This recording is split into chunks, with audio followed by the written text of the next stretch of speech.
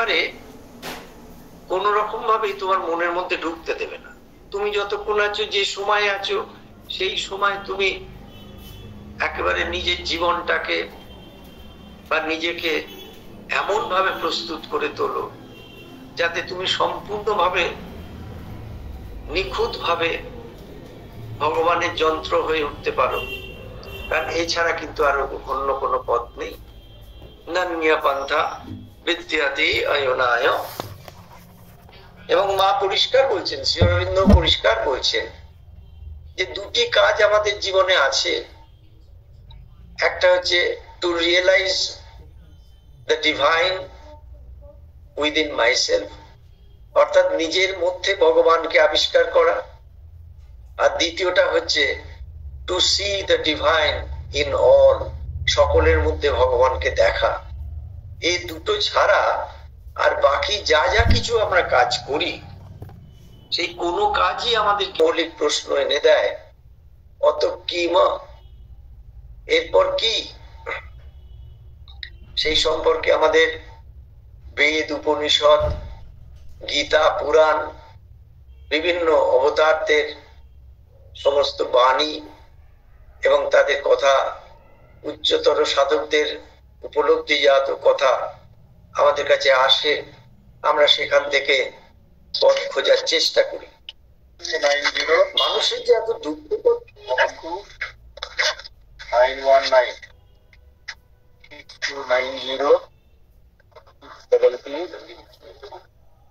অডিওটা প্লিজ বন্ধ করুন। অডিও বন্ধ করে আপনি আপনার ফোন নাম্বারটা জানান একজনকে। মানুষের এত দুঃখ কষ্টের যে কারণ, সেই সম্পর্কে আমরা জানি। বুদ্ধদেব বলেছেন মানুষের যত দুঃখ কষ্টের কারণ হলো আসক্তি। জন্য করেন কিনা জানি না, যাই হোক, বুদ্ধদেব বলেছেন, আমরা সকলেই জানি, মানুষের যত দুঃখ কষ্টের কারণ হলো আসক্তি। এই আসক্তি থেকে বন্ধন এবং বন্ধন থেকে দুঃখ কষ্ট। এই আসক্তি মানে হচ্ছে যে কোনো বিষয়ে, যে কোনো বস্তু বা যে কোনো মানুষের সাথে বাইরে আর ভেতরে এমন ভাবে জড়িয়ে পড়া যাতে তার সমস্ত ক্রিয়া প্রতিক্রিয়াগুলি, আমি যখন জড়িয়ে পড়ছি আমার মধ্যে কিন্তু ক্রিয়া প্রতিক্রিয়ার সৃষ্টি করে। এটাই আসক্তি। দেখুন, আমরা নিজেরাই আমাদের জীবনে জানি, আমাদের খুব আপনজন, খুব পরিচিত একজন, তার কোনো একটু ভালো কিছু হলে, সুখকর কিছু হলে আমাদের মধ্যে একটা আনন্দ হয়।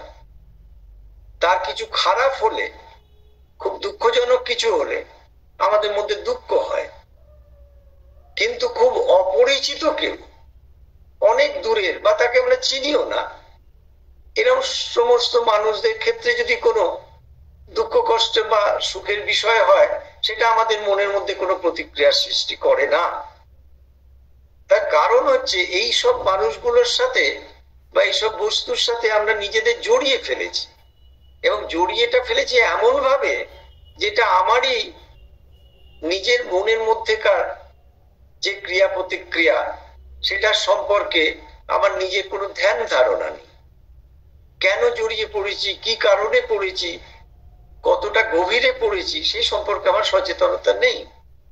তা আসক্তি হলো অ্যাটাচমেন্ট, যা হলো কোনো কিছুর সাথে জড়িয়ে পড়া, যে জড়িয়ে থাকার জন্য আমাকে তার সমস্ত কিছুকে, গুণ দোষ ত্রুটিকে আমাকে ভোগ করতে হচ্ছে, উপভোগ করতে হচ্ছে, নিতে হচ্ছে। বুদ্ধদেব বলেছিলেন। কিন্তু শ্রী অরবিন্দ আমাদের এই যে আসক্তি, সেই আসক্তির ক্ষেত্রে তিনটি কারণ জানাচ্ছেন, আর একটু ডিটেলসে যাচ্ছেন শ্রী অরবিন্দ। সেটা হচ্ছে এই আসক্তির ভেতরে যেটা রয়েছে সেটা হচ্ছে অসত্য, অজ্ঞান, অদিব্য। এই অসত্য হচ্ছে শুধু সত্য কথা বলা নয় বা মিথ্যে কথা বলা নয়। অসত্য মানে আমি যা কিছুকে আপাতভাবে নিজে মনের মধ্যে দিয়ে সত্য বলে মনে করছি, আমার পঞ্চ ইন্দ্রিয়ের মধ্যে দিয়ে চক্ষু, কর্ণ, জিহ্বা, নাসিকা, ত্বক এই মাধ্যমের মধ্যে দিয়ে যে ক্রিয়া প্রতিক্রিয়া, সেইটার মধ্যে দিয়ে কিন্তু সমস্ত বিষয়টা সত্যভাবে প্রকাশিত হচ্ছে না। আমি আংশিকভাবে কিছুকে দেখছি, সেই সম্পর্কে সিদ্ধান্ত নিচ্ছি। আংশিকভাবে কিছুকে শুনছি, সেই সম্পর্কে সিদ্ধান্ত নিচ্ছি। সেই রকম তারপর হচ্ছে অজ্ঞান। অজ্ঞান মানে কিন্তু যে একবারে কোনো লেখাপড়া করেনি, ডিগ্রি নেই, তা নয়। অজ্ঞান মানে মানুষের প্রকৃত যে জ্ঞান, যে জ্ঞান পেলে মানুষ সর্বতভাবে, সর্বাঙ্গীন ভাবে চিরমুক্তির এবং স্বাধীনতার যে পথ, যার মধ্যে দিয়ে সে চিরশান্তি, চির আনন্দ পেতে পারে, সেই জ্ঞানটুকু না আসাটাই হচ্ছে অজ্ঞানতা। এবং সেটা ভগবান ছাড়া কখনোই হতে পারে না। মানুষ তার মনের চরম উৎকর্ষতায় যেতে পারে, সমস্ত দিক দিয়ে ভাবনা চিন্তার চরম উৎকর্ষতায় পৌঁছতে পারে, কিন্তু সেখানেও দেখা যাবে একটা লিমিটেশন বা একটা সীমাবদ্ধ বিষয় রয়ে গেল। এরপর হচ্ছে অদিব্য, আনডিভাইন, অর্থাৎ যা ভগবত বিরোধী তা হচ্ছে অদিব্য। তাহলে এই অসত্য, অজ্ঞান এবং অদিব্য এই তিনটি মিশ্রিত থাকে বলে আমরা আসক্ত হয়ে পড়ি, যা বুদ্ধদেব বলেছেন। এবার জীবনে আমরা দেখতে পাচ্ছি দুটি স্রোতের মধ্যে দিয়ে আমাদের জীবন চলে, এবং খুব গভীরভাবে ভাবার আছে এটা নিয়ে। একটি স্রোত হচ্ছে প্রকৃতির স্রোত, স্ট্রিম অফ দি নেচার।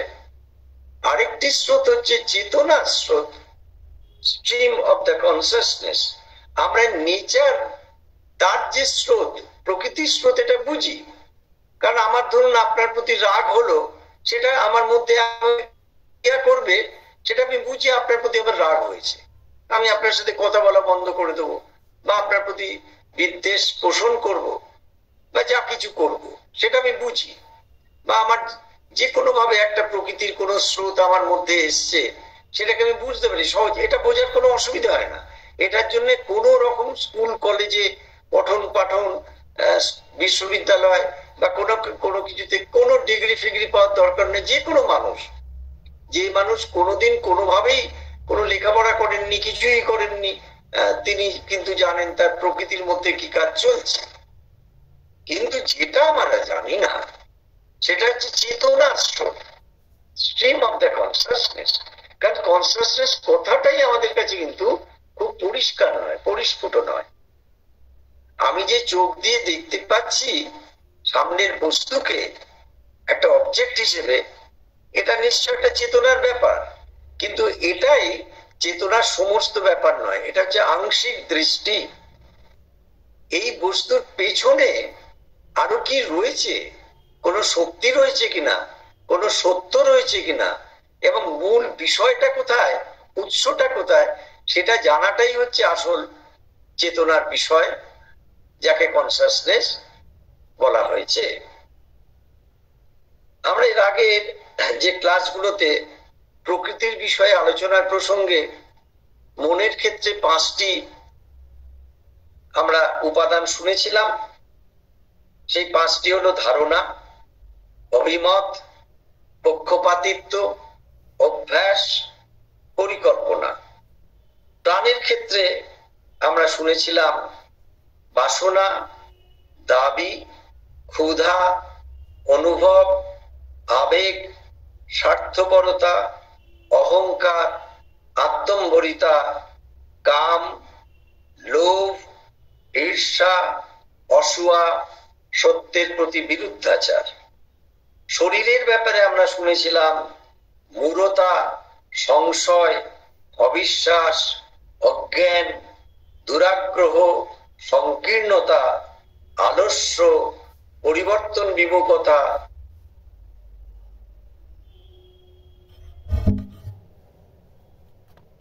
প্রকৃতির।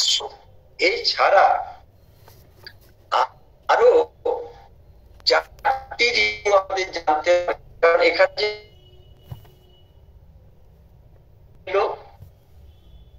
মোহ বাকি রইল, মদ মাৎসর্য বাকি রইল। এই সমস্ত নিয়েই হচ্ছে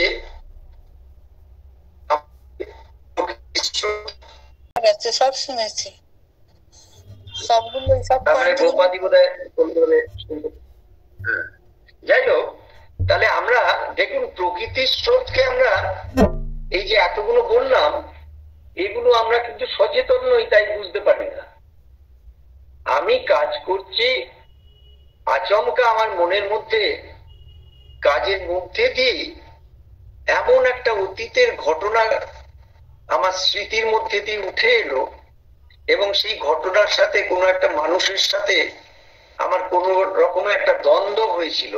সেই দ্বন্দ্বের ফলে আমার মধ্যে তখন একটা তার প্রতি যে রাগ হয়েছিল, সেই রাগ বা ক্রোধ রিপুটা, দ্বিতীয় রিপুটা আমার কাজের মধ্যে, আমার মাথার মধ্যে ঘুরঘুর করতে থাকলো। এটা হচ্ছে প্রকৃতির স্রোত। সেই রকম ভাবে বিভিন্ন অবস্থায় জেনে রাখবেন, মানুষ তার সারাদিনটা যে কাটাচ্ছে, এই কাটানোর মধ্যে সে কিন্তু খুব চেতন ভাবে কাটাচ্ছে নয়, সে কাটাচ্ছে একটা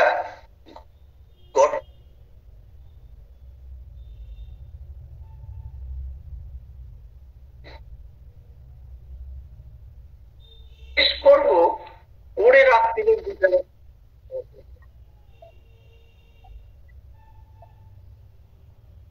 কি করে রাত্রে বিছানায় গিয়ে ঘুমিয়ে পড়বো, সেই নিয়ে মানুষ কিন্তু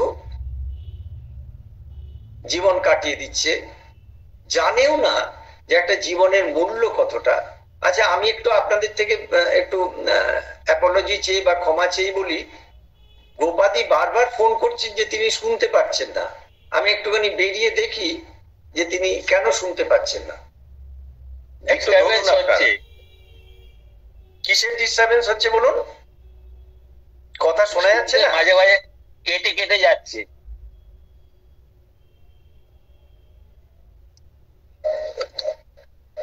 গোপাদি মনে হয় বেরিয়ে গেছেন। না, গোপাদি আবার জয়েন করেছেন। গোপাদি দেখছি তো জয়েন। গোপাদি আপনি কি জয়েন করেছেন? হ্যাঁ করেছি, আপনার কথা শোনা যাচ্ছিল না। এখন শোনা যাচ্ছে? হ্যাঁ এখন শোনা যাচ্ছে। আচ্ছা, এরপরে বোধহয় আমি তো বুঝতে পারবো না কেন শোনা যাচ্ছে না। যাই হোক, এবার ধরুন মিউট হয়ে গেছে।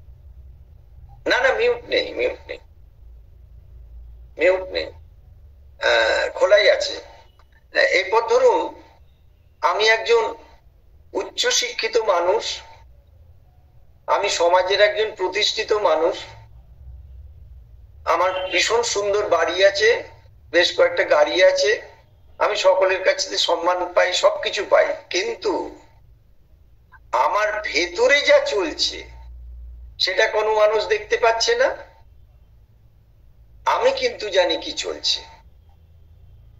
সেই চলার মধ্যে এই যে 27টি বললাম প্রকৃতির স্রোত এবং 4টি রিপু, এগুলো সহসা কখনো কখনো উঠে আসছে, আমার মনকে প্রভাবিত করছে, আমার লক্ষ্যের থেকে আমাকে সরিয়ে নিয়ে যাচ্ছে।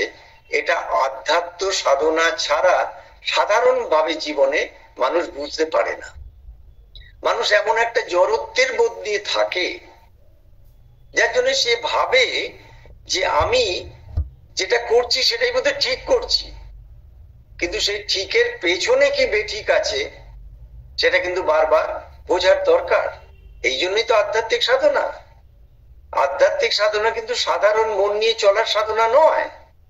সাধারণ মন নিয়ে তুমি যে কোনো কিছু করতে পারো, কিন্তু তুমি যখন আধ্যাত্মিক সাধনা করবে, ভগবানের সাধনা করবে, ভগবানের সাথে একাত্ম হওয়ার চেষ্টা করবে, তখন তোমার মধ্যে যদি সচেতন বোধ না থাকে, তাহলে সেটা বাইরের একটা কোন রকমের বাহ্য ক্রিয়ার দ্বারা প্রভাবিত হয়ে থাকবে, তার সাথে অন্তরের কোনো যোগ বা ভেতরের কোনো চেতনার বোধ তৈরিও হবে না, হতে পারে না।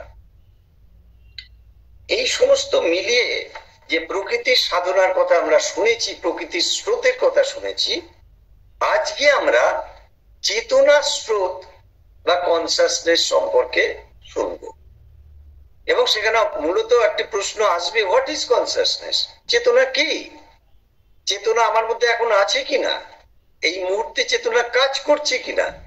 বা আমি যে সারাদিনটা কাটালাম তাতে আমি কতটা চেতন অবস্থায় কাটিয়েছি, এইটা আমাদের কিন্তু বোঝার দরকার। তবে কিন্তু আমরা ভগবানের সাধনা, আধ্যাত্মিক সাধনা, শ্রী অরবিন্দ মায়ের যোগ সাধনাকে বুঝতে পারব।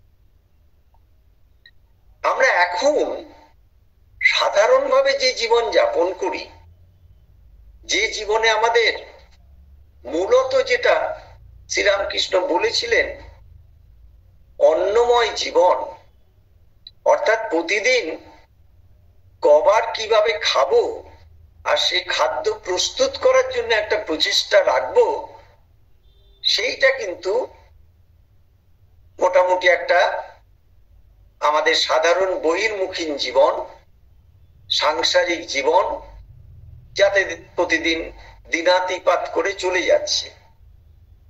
আমরা যে অবস্থায় থাকি সাধারণ জীবনে, সেইটা শ্রী অরবিন্দ খুব সুন্দর আমাদের বলেছেন।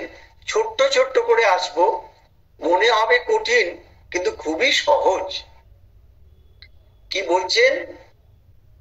বলছেন ইন অ্যান অর্ডিনারি লাইফ, সাধারণ জীবনে, this little mind, vital and body, এই খুব ছোট মন, ক্ষুদ্র মন, ক্ষুদ্র প্রাণ এবং এই একটা অপলকা শরীর, হুইচ উই কল আওয়ারসেলভস, যেটাকে আমরা নিজেদের বলে মনে করি, is only a surface movement. এটা হচ্ছে উপর ভাষা একটা গতি চেতনার মধ্যে। এটা খুব বোঝার দরকার। আমার মন আমাকে নিয়েই ব্যস্ত, কি করে আমি আমার সুখটুকুকে নিয়ে সারাদিন চলতে পারি। মনের মধ্যে আমার সুখটাকে আমি বহন করার চেষ্টা করি, প্রাণের মধ্যে চাওয়া পাওয়ার মধ্যে দিয়ে যেটা পেলাম সঙ্গে সঙ্গে আমি সুখের মধ্যে দিয়ে চললাম, যেটা পেলাম না সেটা সুখকে বাদ দিয়ে একটা দুঃখের বোধ এলো। শরীরের মধ্যে দিয়ে যতটুকু সুস্থ থাকছি আমি সুখে আছি, যে একটু অসুস্থ হচ্ছে আমি অসুখী হচ্ছি। এই যে ছোট little mind, vital and physical বা body, which we call ourselves, এইটাকেই আমরা নিজেদের মনে করি is only a surface movement. এটা হচ্ছে চেতনার যে গতিপথ, যে গতিপথ ভগবানের দিকে আমাদের নিয়ে যায়, তার একটা উপর ভাষা, প্রকৃতির উপর ভাষার স্তর, and is not our self at all। আমাদের আসল কিন্তু পরিচয় এটা নয়। আমি প্রতিদিন ঘুম থেকে উঠে আমার মতো ছোট একটু কাজকর্ম করে খুব গুছিয়ে আমার মতো স্বার্থবোধ নিয়ে আমার মতো একটা জীবন যাপন করব। আমার একটা ছোট মন, ছোট প্রাণ এবং এই একটা অপলকা দুর্বল শরীর নিয়ে যেটাকে আমি আমার মনে করছি, সেইটা কিন্তু আমার আসল আমি নই। এইটা আমার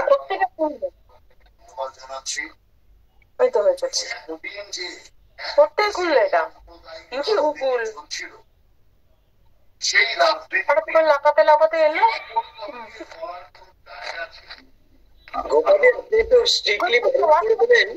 যারা এরকম ধরনের ক্লাসে ডিস্টার্ব করেন তাদেরকে আপনি মিউট করে দেবেন, বা পারলে যদি ডিলিট করে দেন, কারণ এরা বুঝবে, এরা কোনোদিন বুঝবেও না, জানতে চায়ও না, এরা নষ্ট করে দেয়। উল্টো পাল্টা খুলো না কেন? বন্ধ করে দিচ্ছি, কি করে বন্ধ করবো?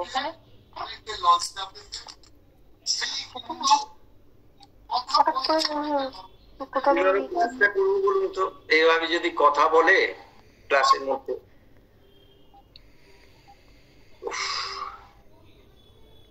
কত গভীরের ক্লাস, সেই ক্লাসে এদের কোনো সিনসিয়ারিটি নেই, এটা মুখে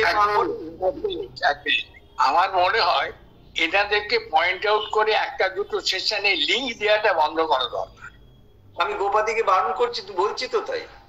এরা জানে একটা ক্লাস করতে গেলে 1 মাস ধরে পড়াশোনা করতে হয়, প্রচুর প্রচুর পরিশ্রম করে চেষ্টা করে তবে একটা ক্লাস হয়। এদের মধ্যে কোনো এখন বয়স, এটা তো কেউ শিশু নয়, কেউ যথেষ্ট বয়স্ক মানুষ।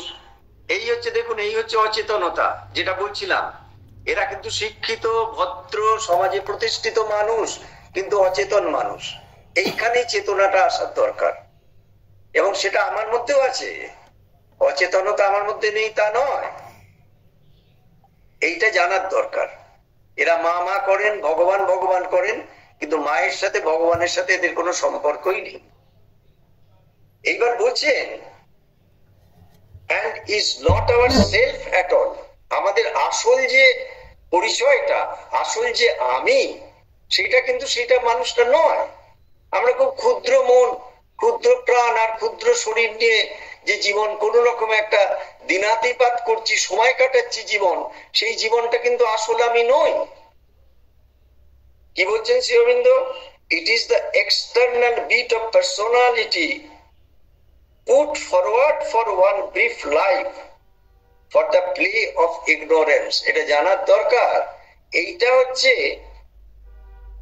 আমাদের যে ব্যক্তিত্বের আসল যে ব্যক্তিত্ব, তার একটা বাইরের একটা রূপ, একটা পরিচয়, এবং সেইটা কিছুই না, অজ্ঞানতার খেলাকে ব্যবহার করার জন্য এই পরিচয়টার মধ্যে দিয়ে আমাদের জীবন চলে যাচ্ছে।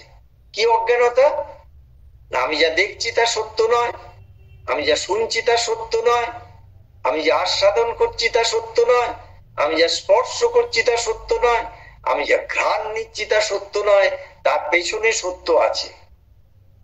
এইটা যদি বোঝা না যায়, তাহলে জীবন বাইরে থেকে চলমান অবস্থায় ওই রকম একটা অচেতন জীবন, যার কিছুটা দৃষ্টান্ত একটু আগে আপনারা পেলেন, সেই রকম একটা জীবন চলতে থাকে। আসল তাহলে জীবনটা কি?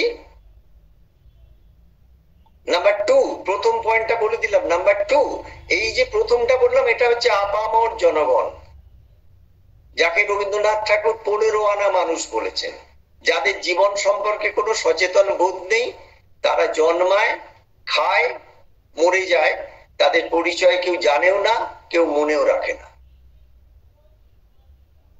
তাহলে আসল জীবন কি? The real self is not anywhere on the surface. অর্থাৎ এই যে প্রকৃতির উপর ভাষা যে জীবন, যে জীবন ওপর দিকে ভেসে চলেছে কোন রকমে, দিনাতিপাত করছে, ঘুম থেকে উঠছে আর ঘুমিয়ে পড়ছে, কেন ঘুম থেকে উঠলো আর কেন ঘুমিয়ে পড়লো আর তার কি লক্ষ্য, সেই সম্পর্কে তার কোনো চেতনা নেই, কোনো বোধ নেই। সেই যে জীবন, সেই জীবনটা বাইরের জীবন। আসল জীবন হচ্ছে the real self is not anywhere on the surface. আসল যে জীবন, আসল যে মানুষ, আসল যে আমি, সেটা কিন্তু এই উপর ভাষা যে প্রকৃতির স্রোত, তার মধ্যে নেই। But deep within and above, এটা আমাদের ভেতরে আছে এবং মাথার ওপরে আছে, হৃদয়ের গভীরে আছে এবং মাথার ওপরে আছে।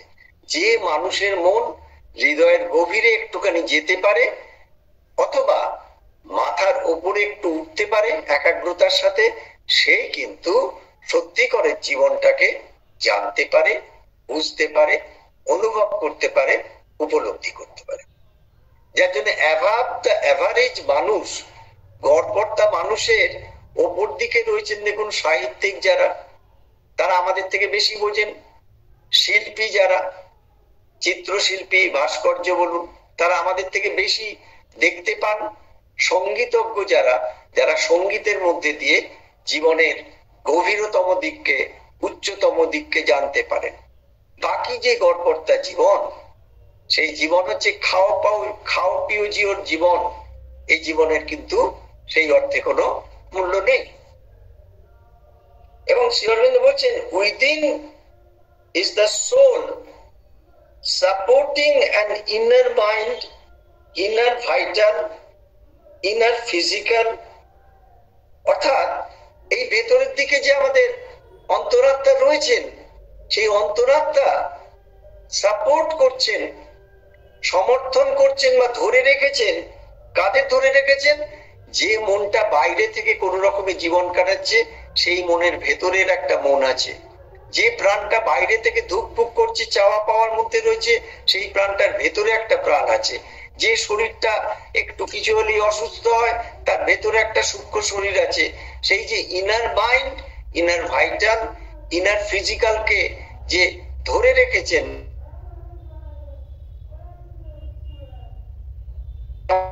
আমাদের রিয়েল সেলফ, সেটাই হচ্ছে আমাদের আসল পরিচয়, সেটাই হচ্ছে আধ্যাত্মিকতা, সেটাই ভগবানের কাছে যাওয়ার পথ। সেটা ছাড়া অন্য কোনো পথ নেই। কি বলছেন? in which is a capacity for universal wideness, and with it for the things now asked for direct contact with the truth of self and things. অর্থাৎ ওই যে ভেতরের যে বোধ, ভেতরের যে অনুভূতি, ভেতরের যে উপলব্ধি, যার সাথে যোগাযোগ হলো, তার মধ্যে দিয়ে একমাত্র আমরা একটা বিশ্বগত বিস্তৃতির মধ্যে নিজের সীমাবদ্ধতাকে ছাড়িয়ে, সংকীর্ণতাকে ছাড়িয়ে, আমি বোধকে ছাড়িয়ে আরো বৃহত্তর কিছুর মধ্যে দিয়ে আমরা প্রবেশ করি এবং সেখান থেকে আমরা জীবনের সত্যকে জানতে পারি। টেস্ট অফ ইউনিভার্সাল ব্লিস, আমরা বিশ্বগত যে আনন্দ, যে ধ্রুব পদ দিয়েছ বাঁধি বিশ্ব তানে মিলাবো তাই, এই যে বিশ্ব তানের মধ্যে দিয়ে যে আনন্দ চলছে, সেই আনন্দকে আমরা জানতে পারি। টুকরো সুখ হচ্ছে সাধারণ মানুষের বিষয়, আধ্যাত্মিক মানুষের হচ্ছে বিশ্বগত যে আনন্দ, সেই আনন্দের অংশীদারি হওয়া। লিবারেশন ফ্রম দ্য ইমপ্রিজেন্ট স্মলনেস, এই দেখুন এখানে ধরা পড়ে গেল এই যে ইমপ্রিজেন্ট স্মলনেস, অর্থাৎ আমাদের যে বন্দির দশা, এই ছোট ক্ষুদ্র জীবনের যে বন্দির দশা, সেখান থেকে আমরা মুক্ত হতে পারি যখন ওই ভেতর দিকে বা মাথার উপর দিকে আমাদের একটা যোগাযোগ হয়। and sufferings of the gross physical body, এবং আমরা সমস্ত রকম শারীরিক সমস্ত রকমের যে দুঃখ কষ্টের বোধ, সেখান থেকে মুক্ত হতে পারে। তাহলে বাইরে থেকে দুঃখ কষ্ট যন্ত্রণার মুক্তির কোনো পথ নেই। সেই পথ কিন্তু কোনো প্রশাসন দিতে পারবে না, সেই পথ কোনো আদালত দিতে পারবে না, সেই পথ কোনো কিন্তু আশেপাশে যারা মানুষ রয়েছেন তারা দিতে পারবেন না, কোনোদিন দিতে পারেনি, পারবেন না। এইটা আমাদের মধ্যে নিশ্চিত ভাবে একটা ধারণা করতে হবে। তাহলে কে দিতে পারবে? দিতে পারবে একজনই, যিনি আমাদের বুকের গভীরে জীবন্ত জাগ্রত হয়ে রয়েছেন, যিনি বারবার বলছেন যে তুমি আমার দিকে ফেরো, তুমি বাইরের দিকে, বাইরের কাদার দিকে, বাইরের যে বিভিন্নতা, বিচ্ছিন্নতা, বিভক্ত অবস্থার মধ্যে দিয়ে তুমি নিজেকে ছড়িয়ে ছিটিয়ে ফেলো না, তুমি একাগ্রতার সাথে আমার সাথে মেশো, আমার সাথে এসো, আমার সাথে মিলিত হও। তিনিই হচ্ছেন আমাদের বুকের গভীরের ভগবান, তিনিই হচ্ছেন আমাদের অন্তরাত্মা, তিনিই হচ্ছেন আমাদের ভাগবত জননী। তিনি তার অধ্যাত্ম চেতনা নিয়ে আমাদের মাথার উপরে বিরাজ করছেন, যেখান থেকে তিনি নেমে আসেন আমাদের মস্তিষ্কের কেন্দ্রবিন্দু দিয়ে এবং আমাদের শরীরের, প্রাণের, মনের কোষে কোষে ঢুকে সমস্ত অন্ধকারকে, অজ্ঞানকে, অসত্যকে দূর করে দিয়ে আমাদের মধ্যে সত্যিকারের একটা ভাগবত জীবন তৈরি করে দেন। এবার প্রশ্ন হলো যে এই চেতনা বিষয়টা কি? What is consciousness? শ্রী অরবিন্দকে প্রশ্ন করা হয়েছে, আপনি যে কনসাসনেসের কথা বলছেন, চেতনার কথা বলছেন, এই চেতনার বস্তুটা কি? দেখুন, এই চেতনার কথাই কিন্তু শ্রীরামকৃষ্ণ কাশীপুর উদ্যান বাটিতে বলেছিলেন, তোমাদের চৈতন্য হোক। এবং দক্ষিণেশ্বরে শ্রীরামকৃষ্ণের ঘরে ওই চৈতন্য হোক কথাটাই লেখা রয়েছে। বারবার যাই, প্রণাম করি, অনেক কিছু প্রার্থনা করি, কতটা চৈতন্য হয় সেটা নিজেদের কাছে প্রশ্ন করার বিষয়। শ্রী অরবিন্দ বলছেন এই চেতনা কি, কত পরিষ্কার বলছেন দেখুন। বলছেন consciousness is made up of two elements, অর্থাৎ চেতনার গঠনের দুটি উপাদান আছে। যেমন মনের উপাদান আপনাদের বললাম প্রকৃতির স্রোতে, প্রাণের উপাদানের কথা বললাম, শরীরের উপাদানের কথা বললাম। এবার চেতনার উপাদান কি আমরা শুনে নিই। চেতনার প্রথম উপাদান হচ্ছে awareness of self and things. সেটা হচ্ছে আমাদের মধ্যে যে স্বরূপ রয়েছেন, যে ভগবান রয়েছেন, সেই সম্পর্কে জানিয়ে দেওয়া। এবং প্রতিটি বস্তুর মধ্যে যে সদ্বস্তু রয়েছে তাকে জানিয়ে দেওয়া। কিরকম একটা উদাহরণ দিই। যুবক নরেন্দ্রনাথ শিক্ষিত,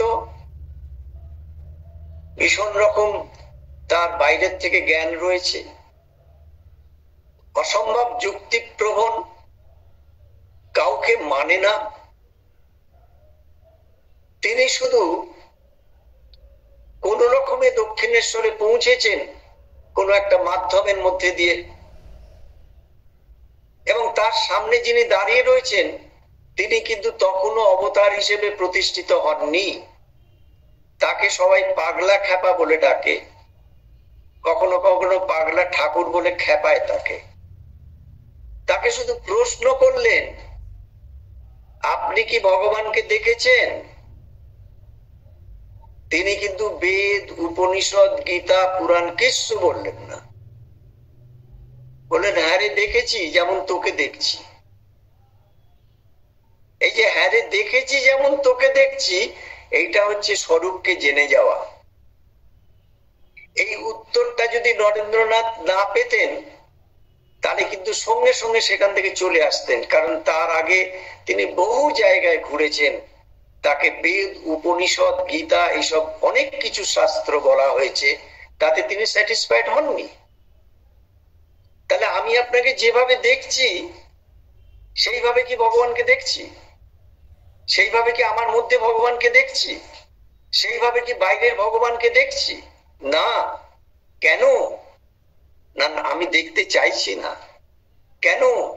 না, সেটা দেখতে চাইলে আমার আপাত ক্ষুদ্র মন, প্রাণ আর শরীর যে তৃপ্তিবোধের মধ্যে রয়েছে সেই তৃপ্তিটা হারিয়ে যাবে। আমার সেন্স অফ সিকিউরিটি সেটা লস্ট করবো, আমি লুজ করবো, সরে যাবে সেটা। আমি একটা অনিশ্চয়তার জায়গায় গিয়ে পৌঁছবো। তাই সত্যিকারের ভগবানকে আমরা চাই না। আমরা ভগবানের নাম করে যত রকমের মিথ্যা আছে তাকে আরোপ করে নিজেদের জীবনকে ভুলিয়ে রাখি ভগবান সম্পর্কিত একটা কাল্পনিক বিষয় নিয়ে।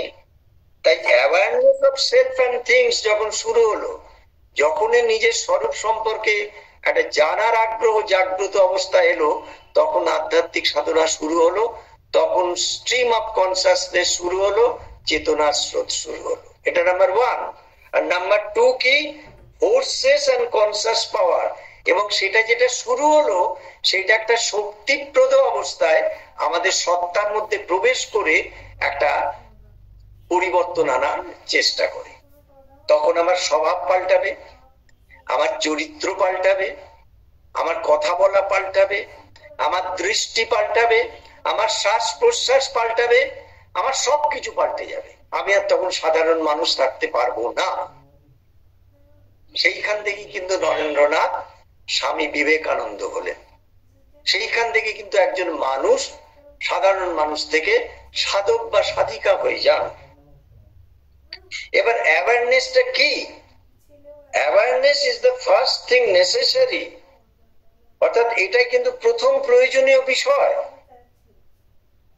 যে শুধুই অ্যাওয়ার অফ আওয়ার সেলফ, অর্থাৎ আমার মধ্যেই যে ভগবান আছেন সেই সম্পর্কে কি আমি সচেতন?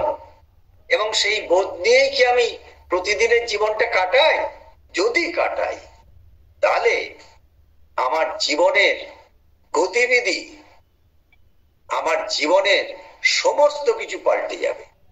এই জীবনটা তখন আর সাধারণ জীবনের একবারে অহংকৃত আমিত্ব বোধের ক্ষুদ্র মন প্রাণ শরীরের জীবন হয়ে থাকবে না।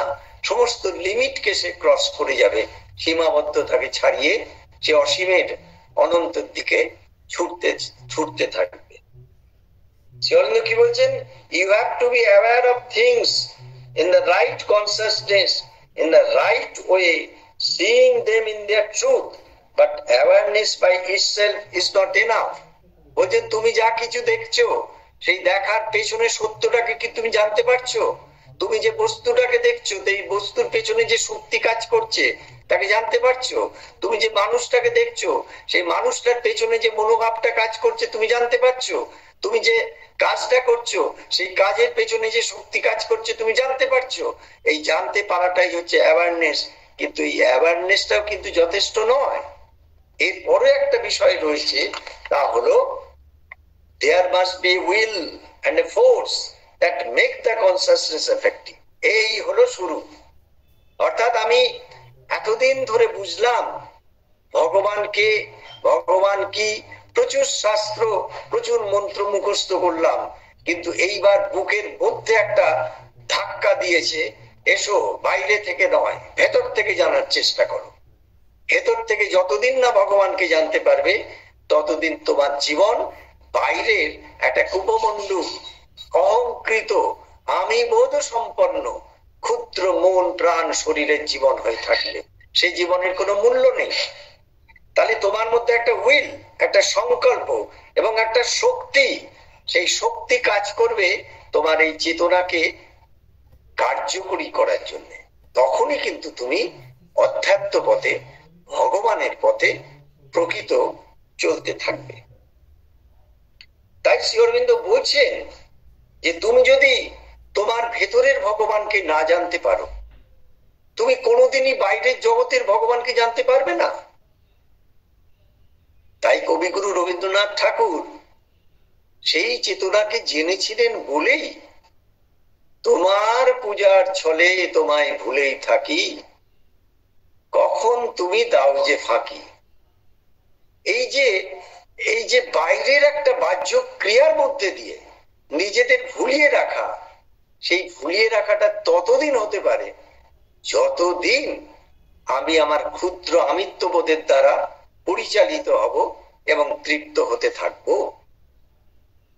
আমরা একটুখানি মায়ের কথায় আসি।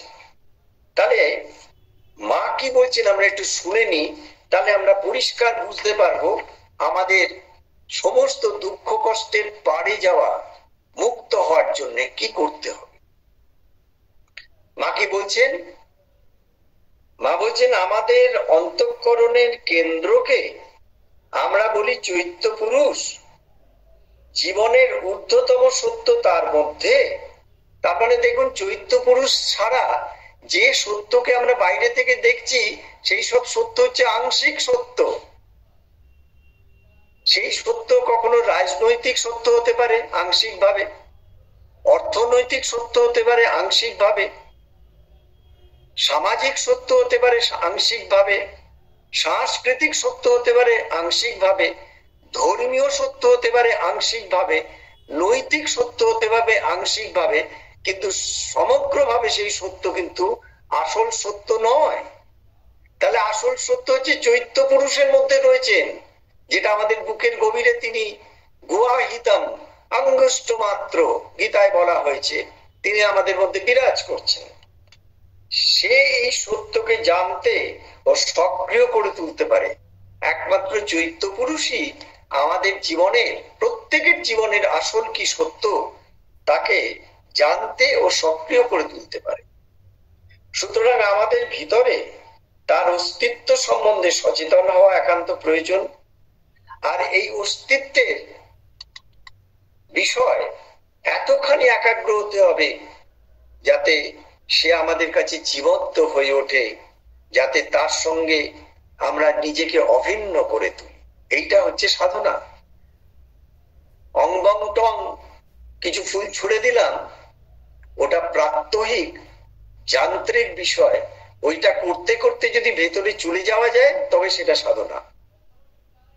এই উপলব্ধি এবং এই পরিণামে এই সাযুজ্য লাভের জন্য দেশে দেশে, এখানে মায়ের কথা, কিন্তু দেশে দেশে যুগে যুগে নানা উপায় আবিষ্কৃত হয়েছে।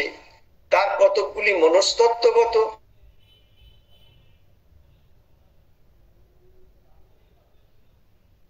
আবার একান্ত বাহ্যক্রিয়া কার্যত, কিন্তু প্রত্যেকের উচিত তার নিজের উপযুক্ত উপায়টি আবিষ্কার করে নেওয়া। তার যদি থাকে জ্বলন্ত ও অটল আস্পৃহা, অক্লান্ত এবং সক্রিয় ইচ্ছা শক্তি, তাহলে এই যে সত্যিকারের সত্যকে জানতে গেলে, সত্যিকারের দুঃখ কষ্টের পারে যেতে গেলে, সত্যিকারের আনন্দের জীবন নিজের মধ্যে আনতে গেলে একটা জ্বলন্ত অটল আস্পৃহা চাই এবং অক্লান্ত ও সক্রিয় ইচ্ছা শক্তি চাই, না হলে কখনো হতে পারে না। শ্রীরামকৃষ্ণ বলতেন, মেধাটে মার্কা সাধনা দিয়ে কিছু হবে না জীবনে। তপস্যা চাই, কঠোর তপস্যা। ভেতরের সমস্ত জাল জঞ্জালকে দূর করে দিয়ে, আমিত্ববোধের ক্ষুদ্রতাকে দূর করে দিয়ে, অহংবোধকে দূর করে দিয়ে এমন একটা চৈতন্য সত্তার সাথে নিজেকে যুক্ত হওয়া চাই, যেটা প্রতি মুহূর্তে আমাদের সত্যের যে জীবন, সেই জীবনের মধ্যে নিয়ে যাবে। ভগবান সম্পর্কে সক্রিয় উপলব্ধি আমাদের হতে থাকবে। মা এবার বলছেন, পদ্ধতিগুলোর কথা বলছেন, কি কি পদ্ধতিতে আমরা সেই দুঃখ কষ্টের পারে যেতে পারি, ভগবানের সাথে সচেতন ভাবে আমাদের একটা সম্পর্ক হতে পারে। 1 নম্বর হচ্ছে বাইরের পঠন পাঠন। ভগবান সম্পর্কে যে কোনো ধরনের শাস্ত্র, যে কোনো ধরনের বই, ভগবানের যে কোনো রূপের সম্পর্কের বই, এটা পড়া হচ্ছে বাইরের পঠন পাঠন। স্কুল কলেজের সিলেবাস দিয়ে কিন্তু ভগবানকে জানা যাবে না। দ্বিতীয় হচ্ছে উপদেশ, অর্থাৎ কেউ যিনি ভগবানের সাথে সাক্ষাৎ করেছেন, যেমন শ্রীরামকৃষ্ণ বললেন, যেমন দেখেছি সেরকম, এবার তিনি উপদেশ দিচ্ছেন কিভাবে তাকে পাওয়া যায়। সেটা হচ্ছে উপদেশ, প্রকৃত যে গুরু যে উপদেশ দেন সেই উপদেশ। 3 নম্বর হচ্ছে ভিতরের একাগ্রতা। মস্ত বড় জিনিস, একাগ্রতা ছাড়া জীবনে কিচ্ছু হয় না। প্রতিটি কাজ, প্রতিটি কথা, প্রতিটি বিষয় যদি কেউ একাগ্রতার সাথে করতে থাকেন, তিনি কিন্তু তার জীবনের ভেতরের জগতের ভেতরের যে একবারে ভগবান বসে রয়েছেন তার সাথে যুক্ত হয়ে যেতে পারেন। 4 নম্বর হচ্ছে ধ্যান, মেডিটেশন। অধিকাংশ হচ্ছে চোখ বুজে থাকা, তার সাথে মেডিটেশনের কোনো সম্পর্ক নেই। ধ্যান মানে হচ্ছে তোমার বাইরের সত্তার থেকে তুমি আন্তঃসত্তায়, যেখানে ভগবান রয়েছেন, তার সাথে তুমি যুক্ত হয়ে গিয়ে তুমি ধ্যানস্থ হয়ে যাবে, তার মধ্যে একবারে মিলে মিশে যাবে, তবে সেটা ধ্যান। 5 নম্বর হচ্ছে সাক্ষাৎ দৃষ্টি, অর্থাৎ ভগবানকে স্বচক্ষে দেখা। এটা দেখা যায়? হ্যাঁ, দেখা যায়। একজন যদি দেখতে পারেন, বাকি মানুষও দেখতে পারেন, যদি তিনি তার পথে চলেন। 6 নম্বর হচ্ছে উপলব্ধি। এই যে রিয়েলাইজেশন বা উপলব্ধি বিভিন্ন ভাবে হতে পারে, বিভিন্ন ভাবে হয়েছে, অনেক রকম বিচিত্র পথে হয়েছে, বহু লেখার মধ্যে দিয়ে আমরা পাই। এই যে 6টা পয়েন্ট দিয়েছেন, এর মধ্যে দিয়ে কিন্তু আমরা আমাদের চেতনার সাথে সংযুক্ত হয়ে ভগবানের সাথে যুক্ত হতে পারি এবং দুঃখ কষ্টের পারে চলে যেতে পারি। তাছাড়া দুঃখ কষ্টের পারে যাওয়া, দুঃখ কষ্ট থেকে মুক্ত হওয়া, দুঃখ কষ্টের উৎসে চলে যাওয়া কারণ কি সেটাকে জানা কখনোই সম্ভব নয়। মা বলছেন, এইগুলো দিয়ে লক্ষ্যে পৌঁছানোর জন্য সহায়তা নিশ্চয় হবে, তবে একটি জিনিস একান্ত অপরিহার্য, উপলব্ধির এবং সিদ্ধির জন্য স্থির সংকল্প চাই। এই উপলব্ধি ও সিদ্ধিকে মনে করা চাই সত্তার প্রধান উপজীব্য। আমি অনেক কিছু করতে পারি, কিন্তু আমার ভিতরে গভীরে এইটাই কিন্তু প্রধান বিষয় হয়ে থাকবে। যে কোনো মূল্য দিয়ে লাভ করবার মতো মহার্ঘ মণিমুক্ত, এটা যে জীবনের কত বড় মহার্ঘ বিষয় যাদের হয় তারা জানেন। যাই করো না কেন, মা বলছেন যাই করো না কেন, যে উপজীবিকাকে যে কর্ম নিয়েই থাকো না কেন, তোমার সত্তার সত্যকে আবিষ্কার করবার এবং তার সঙ্গে একীভূত হওয়ার ইচ্ছাকে সর্বদা জাগ্রত রাখা চাই। জাগ্রত রাখা চাই তোমার সকল কর্ম, সকল অনুভূতি, সকল চিন্তার অন্তরালে যে ভগবান বিরাজ করছেন জীবন্ত জাগ্রত হয়ে, তার সাথে সম্পূর্ণরূপে একীভূত হয়ে যাওয়া, সংযুক্ত হওয়া, একাত্ম হওয়া। মানুষের সমস্ত দুঃখ কষ্ট যন্ত্রণার অবসান একমাত্র ভগবান, একমাত্র ভগবান, একমাত্র ভগবান।